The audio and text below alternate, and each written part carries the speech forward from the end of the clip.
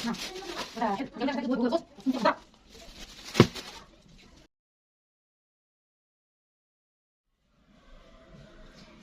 عليكم، ازيكم يا حبايبي؟ عاملين ايه؟ ان شاء الله يا رب تكونوا بخير وبصحه وسلامه يا رب، ويجعل سعاده الدنيا والاخره من ايديكم وتحت رجليكم، اللهم امين. قبل ما نخش على الفيديو ما ننساش بقى نصلي على الرسول عليه افضل الصلاه والسلام. اللهم صل وسلم وبارك على سيدنا محمد وعلى اله وصحبه اجمعين. اول حاجه كده، ايه رايكم في العبايه دي؟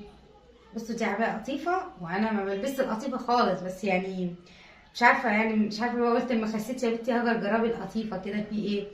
فيعني اهو بحاول اخد نفسي عليها، واخدين بالكم؟ وانا مش مرتاحه فيها قوي بس باخد نفسي عليها. فايه رايكم فيها؟ اللي لسه ما عجبهاش قولوا لي ايه رايكم فيها، حلوه؟ ده بالنسبه يا حبايبي للعبايه. نيجي بقى لبند المشتريات وحاجه البيت، لا غنى عنها ولا حد في الدنيا يستغنى عنها، لابد منها، يعني لابد انها تيجي. بس الحمد لله انا مبسوطه ان انا عرفت اجيب شويه حاجات، بحيث في حاجه تعين منها رمضان ان شاء الله. كل سنه كده وانتم طيبين، وان شاء الله كده من هنا على ما الشهر الكريم يجي لنا بامر الله تكون الامور اتحسنت، اللهم امين يا رب. انا جبت شويه حاجات، منها حاجات هتتعمل للشهر الكريم وحاجات بتاعت اليوم العادي، بس قلت برضه اوريكم بالاسعار عشان عارفه في ناس بتحب الحته دي وحكايه الاسعار. بسم الله ما شاء الله، الفتره كده شكلها ضايع. ما علينا ما علينا، في حاجات انا حافظه اسعارها وحاجات بسيطه اللي مش حافظه اسعارها، يعني ان شاء الله كل حاجه حافظه اسعارها بامر الله. اول حاجه حبايبي،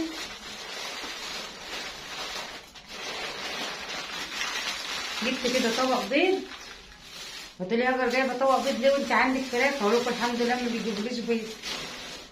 ومحمد زي طلع بيقول لي انا طالع ادبح فيهم، والله خد السكاكين وخد البوتاجاز والحاجه فوق، مش عارفه اعمل. قلت له اصور فيديو واطلع لك على طول.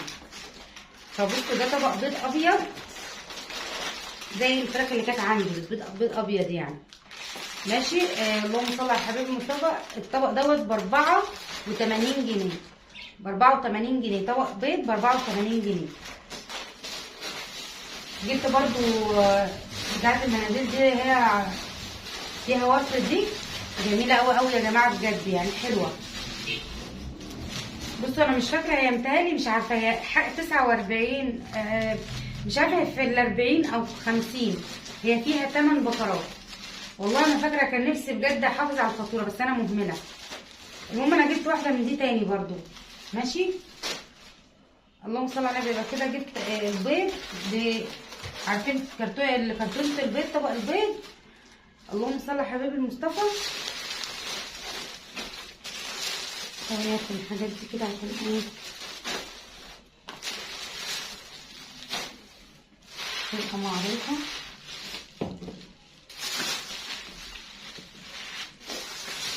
نفسي اعطف في الفاتوره بصراحه، يعني لو لقيتها يبقى الحمد لله، ملقتهاش برضو الحمد لله. يبقى الشنطه الغليظه دي، ده كده هو طبق بيض تمام. وبتاعه المناديل جبت ايه تاني؟ جبت كيس ليدر الكبير ده عامل 45. هو متهيألي ممكن يكون كيلو ونص او 2 كيلو حاجه زي كده، مش كاتبين بصراحه عليه يعني، او ممكن يكونوا كاتبين وانا مش عارفه يعني ايه اقرا الكلام. تمام، ده ب45 جنيه، ماشي. جبت اوكسي بقى، الكيس دوت ب25 جنيه. ده وزنه قد ايه؟ ده كيلو، ده وزن كيلو، يبقى ده 2 كيلو على فكره. فانا جبت كيسين من الاوكسي من ال25. ليه جايبه؟ هو كده يعتبر متعادل، بس ايه، صلى على الحبيب النبي. هو بصوا انا كده معادله الكميه مع بعض، بس لو عايزه يعني المفروض ان انا كنت عشان مثلا التوفيق ممكن اجيب كيس كمان ليدر من ده، واخدين بالكم؟ يعني لو الميزانيه سانده كده تجيبي كيسين ليدر من الكبير ده على كيسين اوكسي. عايزه اقول لك الاتنين مع بعض جمال جدا في الغسيل، يعني بجد انا بخلطهم على بعض بيبقوا حلوين. الناس بقى تقول ايه اللي جاب الشرق للغرب، او ليه بتقلبي على بعض، دوت ليه مميزات وده ليه مميزات، معرفش. انا بصراحه بقالي يعتبر اكتر من يجي سنتين، اكتر والله من سنتين ماشيه بالنظام ده. اجيب كيس ليدر عليه كيس اوكسي وبقلبهم الاتنين مع بعض كده، وبتدوني بقى ايه كميه حلوه. فانا عايزه اقول لكم ان الكميه دي بامر الله بامر الله تقضيني شهر وممكن زياده. يعني اللي كنت جايباهم معاكم منشآت الشهر اللي فات لسه يا دوبك، لسه والله اخر غسله منهم حطاها النهارده الصبح. فسبحان الله يعني، فانا كده عرفت ان ايه اجيب الكميه دي تقضيني من الشهر للشهر. تمام. دول كده ب50 وده ب45 جنيه. كمان لقيت بقى على الحاج دوت عرض ورحت جايباه، لان انا بصراحه ما بصدق بينزل عليهم عروض او حاجات زي كده. العبوتين كانوا عاملين 134 حاجه زي كده الاتنين دول. طبعا اللهم صل على النبي، عايزه اقول لكم لغساله الاطباق بالذات انا يعني ما اقدرش الحق راس عشان غساله الاطباق. عايزه اقول لكم ان انا بغسل عليها يوميا وممكن اشغلها مرتين في اليوم عشان تكونوا عارفين. فاكتر حاجه بتجازي معايا المسحوق المسحوق. اما انا لو مشيت بالاقراص الله وكيلكم، بصوا يعني فعلا هيتخرب بيتي. فبصراحه دي وفيره حلوه. يعني عايزه اقول لكم بتقعد معايا ممكن شهرين، قولوا يعني كتير جدا، بتقعد معايا كتير بامانه. فلما لقيت عليها عرض قلت اجيب الاتنين مش هيضروا. فدول كده كانوا عاملين 100 يا 135 يا 134. ماشي. ده بالنسبه للمسحوق بتاع غساله الاطفال. جبت ايه تاني؟ اللهم صل على الحبيب مصطفى. بصوا بقى، انا لقيت العلب دي برضو في اكازيون. هي يعني شكلها عجبني، الحجم بتاعها عجبني، كمان بتخش غساله الاطباق وتخش الميكروويف الحمد لله يعني. فعايزه اقول لكم حلوين. انا حابه بقى الحجم ده ليه؟ نفعني في حاجات كتير قوي يا جماعه. بصوا نفعني يعني في حاجات فعلا كتير. لو في بواقي اكل بحطها في الثلاجه طبعا عشان ايه ما تبقاش مثلا في الحلل او الحاجه زي كده. لو كنت عامله رز، عامله مكرونه، عامله طبيخ، اي حاجه ما بقتش ابيتها في الحلل الجرانيت، لان عايزه اقول لكم عرفت اصلا ان ما ينفعش نبيت اكل في الحلل الجرانيت. فقلت يعني حلوين. دول كانوا عاملين اللهم صل على النبي بتهيألي كده 39 حاجه زي كده، بس هما خامه نظيفه جدا جدا. عايزه اقول لكم محكمين الغلق. كمان اللي عجبني فيهم ان هما بصوا يعني بسم الله ما شاء الله، لو وقعت وفيها حاجه الغطا مش هتعملها. هم بصراحه عجبوني جدا جدا. دول كده الثلاث علب دول انا عايزه اقول لكم مبسوطه بيهم جدا، بينفعوني قوي. انا بالنسبه للحاجات دي انا بستعملها بشكل يومي. كنت نفسي اجيب قوي زيت زيتون وما كنتش يعني كل مره كان ممكن الفلوس معايا تعجز، فاقول خلاص. دي بقى انا الحمد لله النهارده يعني المره دي عرفت كده اصطادها من ضمن المشتريات. فاللهم صل على النبي، دي كانت عامله 36 جنيه. انا فاكره سعرها كويس 36. ازازه زيت زيتون. جبت ايه تاني؟ اللهم صل على الحبيب مصطفى. جبت الرول بتاع ستريتش راب، مش عارفه صراحه ناسيه سعره كام. لا يا ربي متهيألي عامل 20 25 حاجه زي كده، او متهيألي 20. ماشي. جبت عشان المعجنات لما باجي اعملها بصراحه كنت بقعد اغلب، انما لا الواحد يحط الاسترتش على طول على الحاجه وتروح تخمر على طول. فاللهم صل على الحبيب المصطفى. ده كده الاسترتش اهو. جبت كمان المره دي كنت المره اللي فاتت جبت الملح اللي هو التاني، مش فاكره كان اسمه ايه. قلت بقى المره دي هجرب الملح دوت اللي هو نور ده. يعني هو اغلى شويه من التاني كان العبوه ب4 جنيه ونص، ده ب6 جنيه. فقلت اجربها كده برضو ونشوف يعني ايه، ادينا بنجرب عشان تمام. اللهم صل على الحبيب المصطفى. كده انا دي الحاجه دي كلها اللي انا جايباها من اكازيون. تمام. حاجات بقى اللي انا جايباها اللي هو من السوق، لان النهارده جمعه انا بقول لكم السواق. اول حاجه جبت دي ب 53 جنيه علبه خميره فوريه، بس طبعا استاذه رحيم فكاها وبهدلها يعني. مش عارفه فيها كام باكت. هو الباكت ب2.5 بره. تمام. هنعدها كده مع بعض ونشوف ايه الوصف اللي فيها. ادي 1 2 3 4 5 6 7 8 9 10 11 12 13 14 15 16 17 18 19 20 21 22 23 24 25 كيس. طبعا ده بقى مني، انا كنت قادره ابص هنا كده واشوف فيها كام واحده وخلاص. والله انا لسه فاكره الموضوع ده دلوقتي.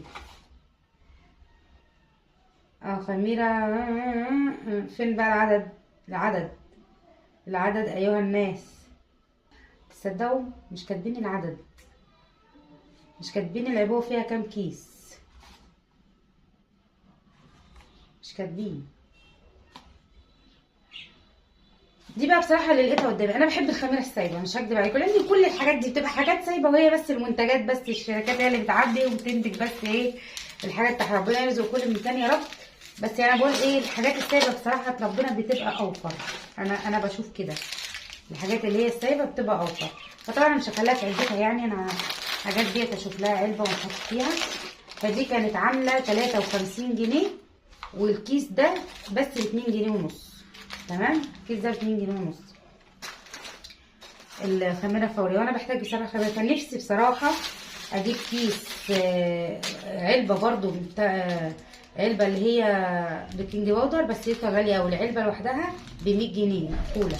الكيس بقى بره الفرداني ب3 جنيه، فجبت 3 كمان. كنت بقفل يعني ايه، كنت بقفل معاه الحساب. جبار بقى، ها جبار. بصوا بقى يا حبايبي، دوت كده نص كيلو لبن بودر. نص كيلو ب80 او مش فاكره 85 سعر 80. فاللهم صل على النبي. ده يعني انا ما بستغناش عنه عشان معجنات زي ما قلت لكم.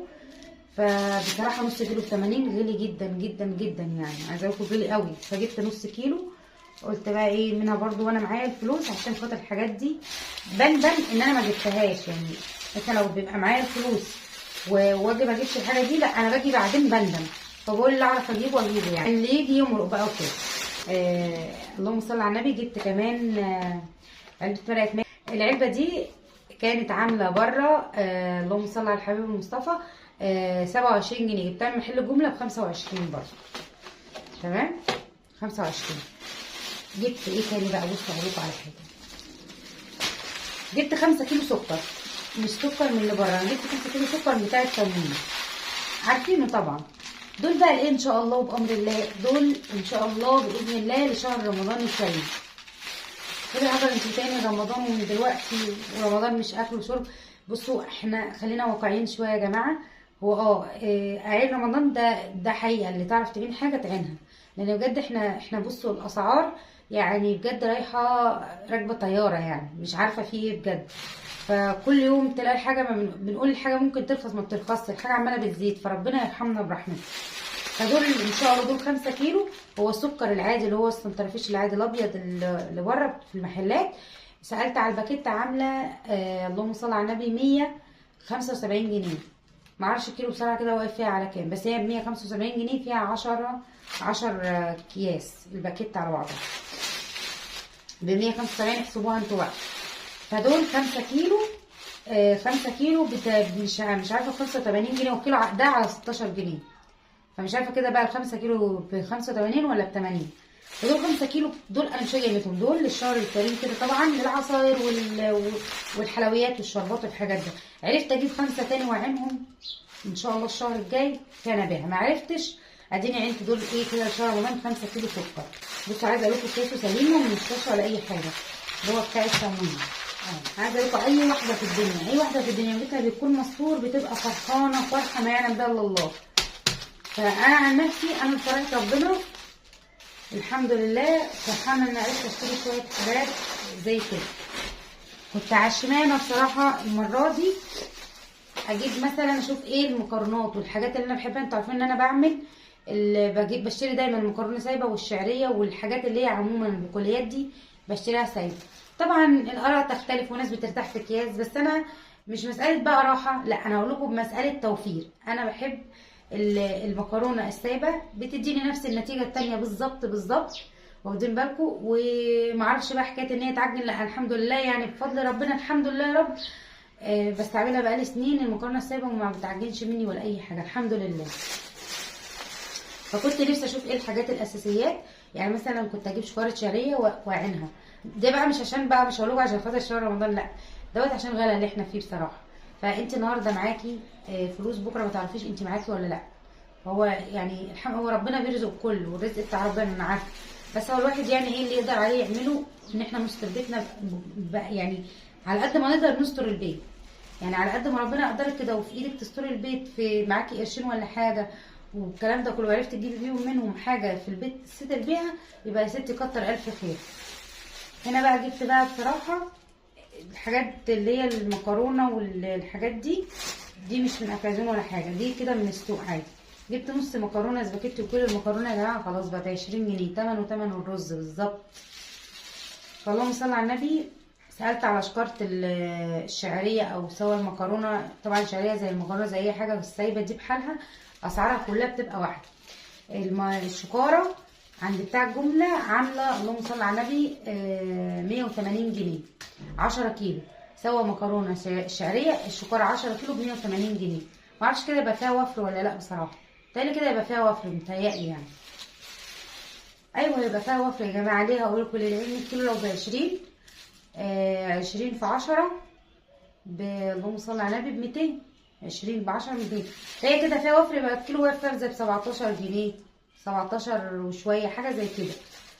فان شاء الله باذن الله بامر الله الشهر الجاي عرفت اوفر يعني مثلا مبلغ يعني ابتدت شكاره او شكارتين بامر الله، برضو مش هبخل وهجيب يا شكاره شعريه وشكاره مكرونه قلم، يا شكاره شعريه وشكاره تحمير. الناس اللي قالوا طب ما تجيبي الكيس احسن مشكلي، هقول لك تاني انا بالنسبه لي دي اوفر. وانا يعني الحمد لله من كلمه انا طبعا اللهم صل على الحبيب المصطفى. انتي عارفه ماشيه بيتك ازاي، عارفه في بيتك بتحبوا مكرونتي اكتر. يعني انا شايفه المكرونه اللي ماشيه في بيتي اكتر شعريه، مكرونه قلم، مكرونه تحمير. قليل لما بستعمل دي. فيوم ما لو جبت هجيب مثلا الاولويه ليش كارت الشعريه دي مفروغ عنها، يعني دي تيجي يعني ان الشعريه لا غنى عنها في البيت. فكنت مثلا اجيب شكاره شعريه واجيب شكاره مكرونه قلم، فاهميني؟ يا اما ممكن اقول للراجل اقول له زل لي نص شكاره يعني 5 مثلا، بس اشوف اساله الاول يداني بسعر الجمله ولا لا. لو وافق ساعتها هجيب مثلا 5 كيلو قلم، 5 كيلو تحمير، 5 كيلو سباكيتي، الحاجات اللي انا بستعملها بس. فجبت كده نص من دي، جبت اللهم صل على الحبيب المصطفى، جبت نص قلم. ده انا كنت محكومه كده عشان خاطر يعني على قد الفلوس اللي معايا. اللهم صل على النبي. جبت اهوت نص سباكيتي، نص قلم. الشعريه جبت كيلو عشان طبعا انتوا عارفين بستخدمها اكتر حاجه. بس كده جبت اللهم صل على الحبيب المصطفى، جبت ربع لوبيا بيضه. وعايزه اقول لكم الربع ب10، تمام؟ الربع ب10 جنيه. فاللهم صل على الحبيب المصطفى. يعني لو كان معايا فلوس انا كنت جبت كيلو. هقول لكم ليه اجيب كيلو. يعني الكيلو انقعه مره واحده واسلقه نص سلقه مره واحده، واروح عاملاه بقى اكياس كده طبخات واعينه. سهله جدا. نفس الكلام ينطبق على اللوبيا، انا جربتها في اللوبيا فاكيد اللوبيا زي الفاصوليا. وجبت تمن عدس، كان اخر 6 جنيه كانوا معايا وانا في السوق. جبت تمن عدس قلت ما يخسرش، كده كده التمن عدس انا عارفاه بيبقى طبخه لينا.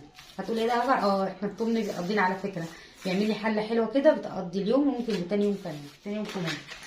بصوا بقى دي عروسه المولد زي ما بيقولوا، بقرة الرز عروسه المولد. طبعا هتقولي يا بنت انت جايبه شكاره رز وما لحقتش تخلص. اقول لك ايوه انا كنت فعلا جايبه شكاره رز، بس لما كان بقى يعني يعني لما بقى معايا الفلوس قلت هجيب واحده كمان واعينها. ليه بقى؟ سامعه ان الرز يعني بسم الله ما شاء الله كده. فدي بالنسبه لي سعرها حلو. الاولانيه كنت جايباها ب 385 جنيه، بعدها بيوم سلفتي راحت جابتها ب 400 جنيه، تمام؟ دلوقتي انا اشتريتها بكام؟ ب 410. قلت مش مشكله، ايه مش هتخسر. دي برضو ان شاء الله وبامر الله هتتعامل كده مع السكر. يعني برضو دي في شهر رمضان حتى لو الرز عندنا خلص،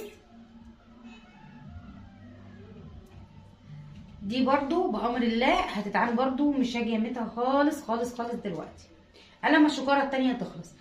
عايزه اقول لك لو ربنا مقدرني وعرفت اجيب شكاره كمان مش هستخسر صراحه وهجيب. حاجه الاكل والشرب اللي في البيت اللي هي الحاجات الاساسيه يعني قدرتك تجيبيها يعني روحي بسرعه هاتيها، عشان انت مش عارفه الاسعار بكره هتبقى ايه. وربنا يا رب يسترها علينا كلنا ويرزق كل من كان، اللهم امين يا رب. واللي مش في مقدرتها يعني انها تشتري شكاير، اشتري من كل حاجه 5 كيلو. يعني انا عايزه اقول لكم انا كنت في الاول خالص يعني اول ما اتعزلت انا عمري ما كنت اشتريت شكاره رز، بجد.